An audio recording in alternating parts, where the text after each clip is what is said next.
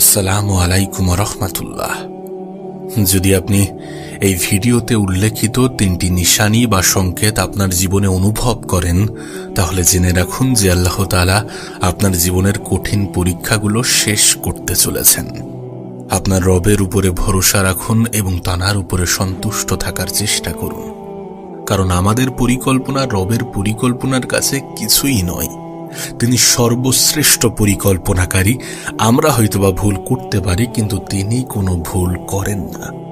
নিঃসন্দেহে তিনি তাঁর বান্দাদের জন্য সবসময় উত্তম কিছুই নির্বাচন করে থাকেন।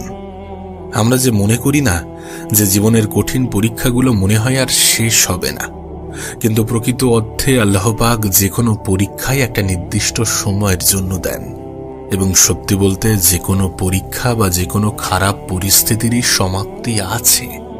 যখন মহান রব্বুল আলামিন আপনার এই পরীক্ষাগুলো শেষ করতে চান, তখন আপনার সামনে কিছু বিশেষ আলামত পেশ করেন বা কিছু বিশেষ নিশানি পাঠান, যেগুলো আপনার জন্য শান্তি ও আশার বার্তা নিয়ে আসে। আমরা হয়তোবা মনে করি যে আমাদের পরীক্ষাগুলো আমাদেরকে ধ্বংস করতে আসে, আমাদেরকে দুর্বল বানাতে আসে, কিন্তু প্রকৃত অর্থে বাস্তবটা এমন নয়। রবের তরফ থেকে পাঠানো পরীক্ষাগুলো আমাদেরকে কখনোই ধ্বংস করতে আসে না, বরং আমাদেরকে আরো বেশি শক্ত, আরো বেশি মজবুত বানাতে আসে। আপনি দেখবেন একজন যোদ্ধাকে যুদ্ধের জন্য প্রস্তুত করতে একটু কষ্ট দেওয়া হয়, একটু তাকে পরিশ্রম করতে হয়, একটু স্ট্রাগল করতে হয়। বিষয়টা ঠিক এখানে তেমনই। আপনাকে যে পরীক্ষা দেয়া হচ্ছে নিশ্চয়ই কোনো বিশেষ প্রস্তুতির জন্য, নিশ্চয়ই আপনাকে কোনো পুরস্কারে পুরস্কৃত করার জন্য। দেখুন, যুদ্ধক্ষেত্র কিন্তু কখনোই ঘুমানোর জন্য বা অলসতার জন্য নয়। এখানে দুর্বল মানুষদের কোনো ঠাঁই নেই। প্রকৃতপক্ষে এখানে আপনাকে যত বেশি খারাপ পরিস্থিতি, যত বেশি কঠিন পরিস্থিতিতে ফেলা হবে, ততই আপনি জীবন যুদ্ধে টিকে থাকার জন্য শক্তপোক্ত হবেন, ভিতর থেকে অনেক বেশি মজবুত হবেন প্রাকৃতিক নিয়মে। আপনি খেয়াল করলে বুঝতে পারবেন, আমরা যখন কঠিন সময়কে, কঠিন পরিস্থিতিকে কাটিয়ে আসি, তারপর আমাদের জীবনে অনেক কঠিন পরিস্থিতি আসলেও সেটা আমাদের কাছে সহজই মনে হয়। ঠিক তেমনই যখন আপনি জীবনের এই সকল কঠিন পরিস্থিতিগুলো অতিক্রম করবেন, তখন জীবনের আর সকল পরীক্ষাগুলো আপনার কাছে খুব সহজ মনে হবে, অনেক বেশি ইজি মনে হবে। একটা কথা এখানে স্পষ্ট হওয়াটা প্রয়োজনীয়, আল্লাহ পাক আপনাকে সেই সকল ভাবেই পরীক্ষা করে থাকেন যেগুলো আপনার জন্য প্রয়োজনীয়, যেগুলো আপনার জন্য জরুরি। আল্লাহ পাক জানেন যে আপনি দুর্বল, আর এই পরীক্ষাগুলোর মাধ্যমে আপনি একটা সময় এতটা মজবুত হয়ে যাবেন, কেউ আপনাকে কিছু বললেও বা ছোট করার চেষ্টা করলেও আপনার কোনো যায় আসবে না। এর কারণ কি জানেন? কারণ ইতিমধ্যেই আপনি এর থেকেও অনেক বেশি কষ্ট সহ্য করেছেন, এবং আল্লাহ পাকের সাথে আপনার সম্পর্ক অনেক গভীর, অনেক মজবুত হয়ে গিয়েছে। তাই এখন আপনি জীবনের সকল পরিস্থিতিতে সমস্ত কিছু আল্লাহর উপরে ছেড়ে দিতে পারেন এবং নিশ্চিন্তে থাকতে পারেন, কোনো রকম মানসিক চাপ ছাড়াই। তাহলে চলুন জেনে নিই সেই 3টি সংকেতের বিষয়ে, যেগুলো আপনি অনুভব করছেন বা আপনি অনুভব করবেন। প্রথম লক্ষণ হচ্ছে শত কষ্টের মধ্যেও নিজের ভিতরে একটি শান্তি অনুভব করা। একটা দীর্ঘ সময় কষ্ট সহ্য করার পরে যদি আপনার মনে হয়ে থাকে যে আপনার মনটা আগের তুলনায় অনেক বেশি হালকা হয়ে যাচ্ছে, এবং আপনি মন থেকে অনেক বেশি শান্তি অনুভব করছেন, মনের ভিতরে অনেক বেশি শান্তি অনুভব করছেন, মনের সকল ভারাক্লান্তি ধীরে ধীরে কেটে যাচ্ছে, তখন আপনি স্পষ্ট হয়ে যাবেন যে এটা আল্লাহর পক্ষ থেকে একটি বিশেষ সংকেত। জানেন এটি কি ইঙ্গিত দেয়? এটি ইঙ্গিত দেয় যে আল্লাহ তাআলা খুব দ্রুত আপনার কষ্টগুলোকে কমিয়ে দিতে চলেছেন, আপনাকে অনেক বেশি মানসিক শান্তির অধিকারী বানাতে চলেছেন। আপনি তো জানেন মহান রব্বুল আলামিন উল্লেখ করেন যে আল্লাহ তাআলা কোনো প্রাণীর উপরেই তার সাধ্যের বাইরে অতিরিক্ত কিছু চাপিয়ে দেন না। তাহলে আপনি কেন এটা মনে করব যে এই কঠিন পরীক্ষাটা শেষ হবে না? যদি একটা পরীক্ষার সমাপ্তিতে আর একটা পরীক্ষা শুরু হয়, তাহলে মনে রাখবেন এটা একটা বিশেষ ইঙ্গিত, এটা একটা বিশেষ বার্তা যে আল্লাহ পাক আপনাকে অনেক বেশি নিকটবর্তী করতে চাচ্ছেন। মহান রব্বুল আলামিন আপনাকে ভালোবাসা দান করতে চাইছেন, রহমত দান করতে চাইছেন। তিনি হয়তোবা আপনাকে ততক্ষণই পরীক্ষা করবেন যতক্ষণ না আপনি তাঁর ভালোবাসাকে চিনতে পারেন।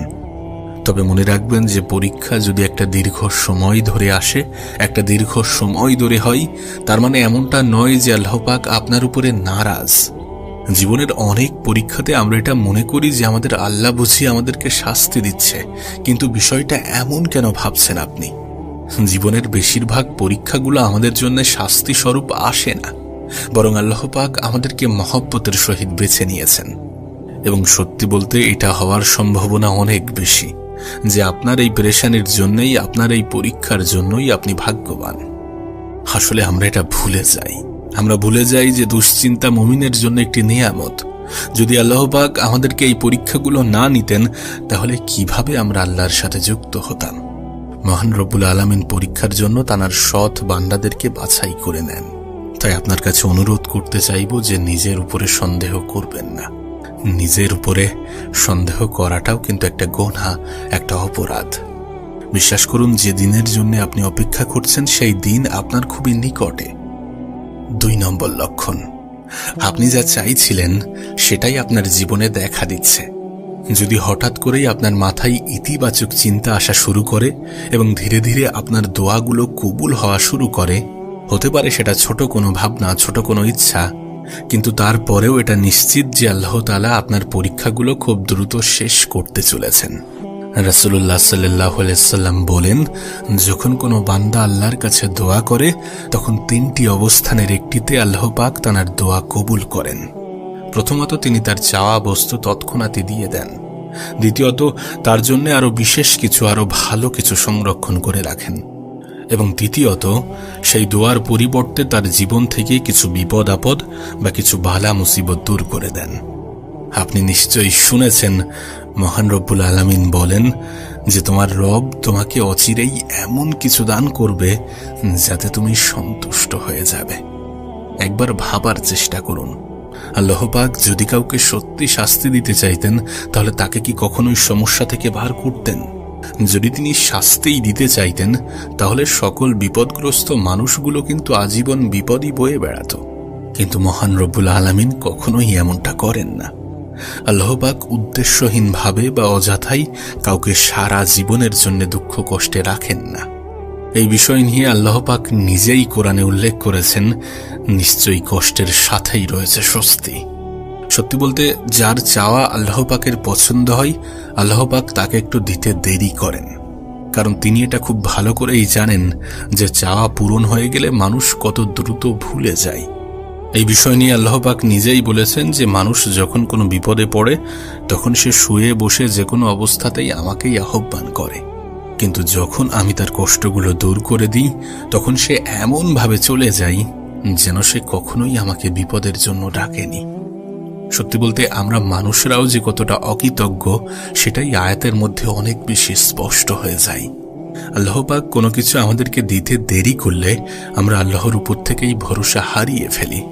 আমরা এটা ভুলে যাই যে সমস্যা যেহেতু আল্লাহই দিয়েছেন, তিনিই আমাদেরকে এই সমস্যা থেকে বার করবেন। মনের ভিতরের খবরগুলো আল্লাহ পাকই ভালো জানেন এবং তাকদীরের বিষয়টা আল্লাহ পাকের হাতেই আছে। সত্যি বলতে, জোর করে যদি ভালো থাকা যেত, যদি অর্থের বিনিময়ে ভালো থাকা যেত, তাহলে পৃথিবীর ধনী প্রভাবশীল মানুষগুলো কিন্তু কখনোই দুঃখে থাকতো না। এগুলো সবসময় যে মানুষের নিয়ন্ত্রণে আছে বিষয়টা এমন কিন্তু নয়। মানুষ যে অর্থশীল হয়ে গেলেই মনের শান্তি থাকবে বিষয়টা কিন্তু এমন নয়। যদি সবকিছুই সহজে হয়ে যেত, যদি প্রভাবশীল মানুষগুলো অর্থের বিনিময়ে সবকিছু করে নিত, তাহলে আল্লাহ পাকের উপরে কেউ অতটা বিশ্বাস রাখতেন না। তিনি জানেন কোনটা কতটা এফেক্ট ফেলতে পারে। এই জন্য আল্লাহ পাকের উপরে বিশ্বাস রাখাটা প্রয়োজনীয়, তাঁর উপরে ভরসা রাখাটা প্রয়োজনীয়, আশা রাখাটা প্রয়োজনীয়, আস্থা রাখাটা প্রয়োজনীয়। মনে রাখবেন, বিপদে যেমন আপন মানুষদেরকে চেনা যায়, ঠিক তেমনই বিপদে ঈমানদার এবং বিশ্বাসী মানুষদেরকেও চেনা যায়। তাই আপনি যদি পুরোপুরি বিশ্বাস রাখতে পারেন আপনার রবের উপরে, তাহলে নিশ্চিত থাকুন যে এই পরীক্ষা খুব দ্রুত শেষ হতে চলেছে এবং মহান রব্বুল আলামিন আপনার জন্য এমন শান্তি নিয়ে আসবেন যেটা আপনি কল্পনাও করতে পারবেন না।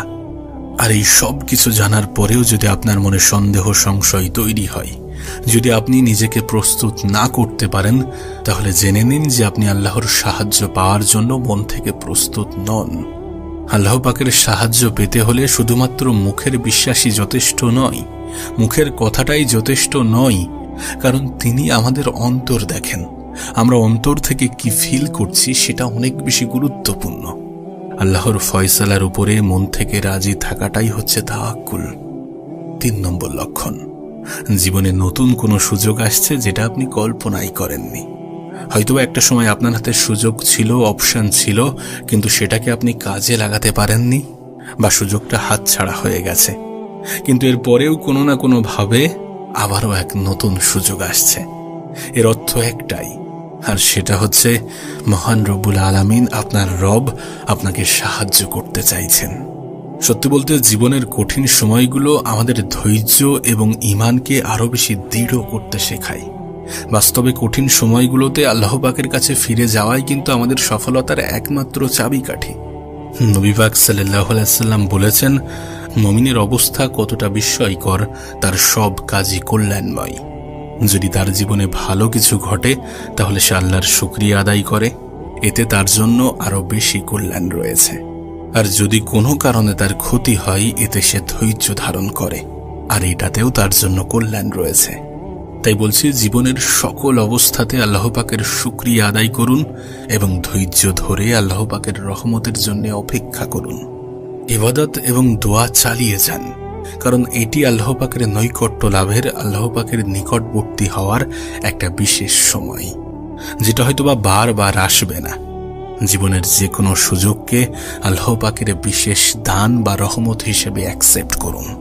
কঠিন সময়ের পরীক্ষাগুলো কখনোই দীর্ঘস্থায়ী নয়, কখনো চিরস্থায়ী নয়। এটি খুব দ্রুতই শেষ হবে ইনশাআল্লাহ, এবং আল্লাহ পাক আপনাকে এমন মর্যাদা দান করবেন যেটা হয়তোবা আপনি কখনো ভাবতেই পারেননি। শুধু আল্লাহ পাকের উপরে ভরসা রাখুন, ধৈর্য ধরুন, সর্বোপরি রবের শুকরিয়া আদায় করুন। আপনাকে বলবো যে রবের পরিকল্পনার উপরে ভরসা রাখুন, কারণ এই বিষয়ে আল্লাহ পাক নিজেই প্রতিশ্রুতি দিয়েছেন এবং আল্লাহ পাক কখনোই তার প্রতিশ্রুতির ব্যতিক্রম করেন না। জীবনের যে কোনো পরিস্থিতিতে রবকে অভিযোগ করা ছেড়ে দিন এবং নিজেকে প্রস্তুত করুন উত্তম পুরস্কারের জন্য, কারণ কষ্টের সাথেই রয়েছে স্বস্তি।